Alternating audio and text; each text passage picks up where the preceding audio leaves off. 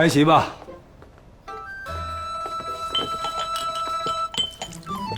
我家那口子最近也不知道怎么回事，鼻子不是鼻子，眼不是眼，处处挑刺。不知道受了谁的蛊惑，非要出去找废差事，弄得全家都不得安宁。我家里也是，天天闹着回娘家，还要向花园学习，不给洗脚，不再回来。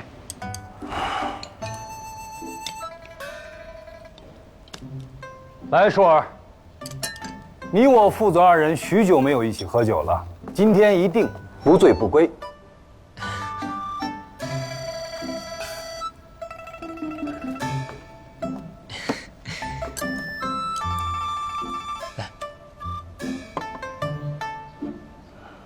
芊芊啊，听舒儿说你在花园城时经常参与政务，且业绩颇丰。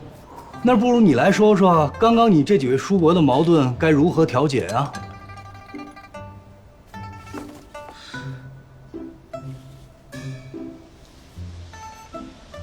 想问在座的长辈，家里的家务谁来操持？我家夫人啊。孩子谁来养育？我家夫人啊。父母谁来照顾？我家夫人啊。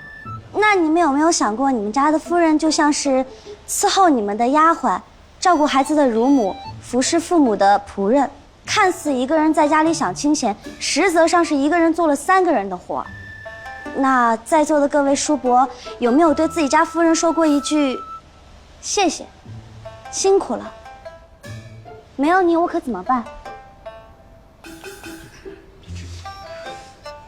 我们不曾对家里的管家、厨子、仆役说这样的话呀。那你的意思就是说，你们的夫人也就像管家、仆人是一样的了？荒唐，这是诡辩。哎，少君还给他洗脚呢。说到底，女人也只能做这些东西了，除此之外还能做什么？不对，女人可以在家里操持家务，也可以在外跟男人一样处理政务。好大的口气啊！那我来考考你，司户统计近些年的出生人口，发现人口逐渐下降，究其原因是男女婚姻出现了问题，对不对？女子开始和离和改嫁，甚至有些人不成亲，导致生育下降，青年男子减少。那大家知道是为什么这样吗？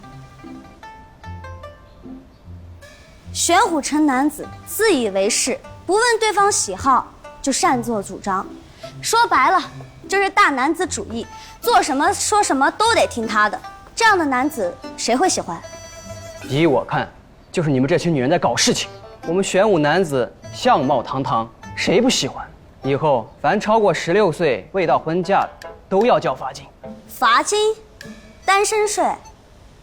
可这也解决不了问题啊！交税不够，那不嫁人就直接关起来。荒唐！出现现在的情况是女人的问题吗？这分明就是男人的问题啊！你们不想想如何去改变男人的问题，反而把责任全部怪在女人身上，有趣。依你说，那该怎么办？想不出来就算了，免得浪费大家时间。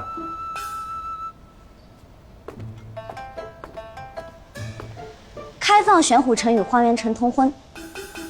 花园以女子为尊，玄虎以男子为尊。自古以来，两城势不两立，何以通婚？玄虎花园两城僵持，两城的人民也受到了影响。说到底就是文化差异的问题。比如说，虎，在玄虎城是威猛权力的意思，可是在花园城就是傻愣愣、莽撞、没脑子的意思。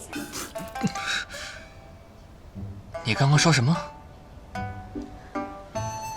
不过近2年也是有可爱的。对内呢，我们可以解决玄虎人口下降的问题；对外呢，我们可以化解两城因为文化差异矛盾形成的误会跟隔阂，交换资源，这样百姓安居乐业，生活富裕繁茂。怎么样？咦，花园城的女人可不敢娶哟。可你们的夫人、女儿、姐妹可都想嫁给花园城的男子呢。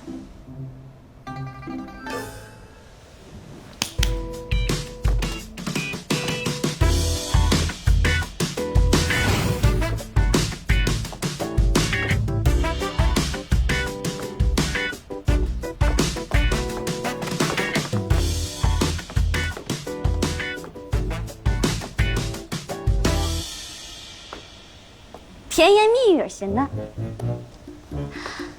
威猛无比型的，温柔体贴型的，